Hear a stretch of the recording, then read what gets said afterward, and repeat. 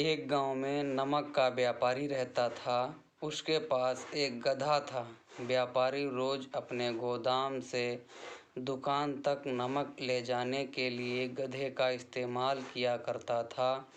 वह नमक को बोरी में भरकर गधे की पीठ पर लाद देता और उसके साथ साथ चलता हुआ दुकान तक आता था। व्यापारी का गधा आलसी प्रवृत्ति का था। काम से बचने के लिए वह नित नए उपाय सोचता रहता था।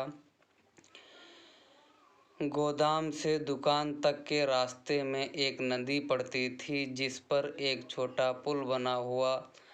एक दिन नदी पर बने पुल पर चलते समय अचानक गधे का पैर फिसला और वह नदी में जा गिरा।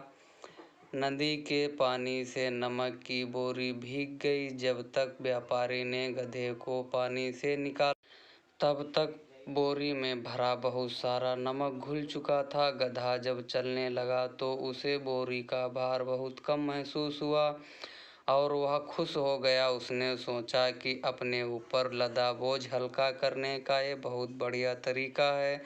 अगले दिन वह जानबूझकर नदी में गिर पड़ा। नमक पानी में घुल जाने से बोरी का वजन फिर कम हो गया।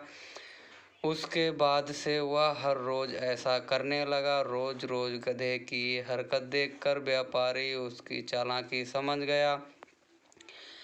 उसने गधे को सबक सिखाने का फैसला कर लिया और अगले दिन बोरी में नमक के स्थान पर रुई भरकर गधे की पीठ पर लाद दिया।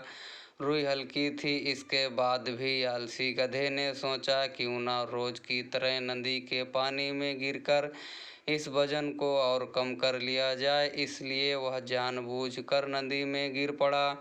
लेकिन इस बार बोरी में नमक नहीं बल्कि रुई थी। पानी में भीगकर रुई का वजन कई गुना बढ़ गया। गधा जब उठकर चलने को हुआ तो इतने भारी बोझ से उसका बुरा हाल हो गया। उस दिन के बाद उसने कभी आलस न करने का निर्णय ले लिया।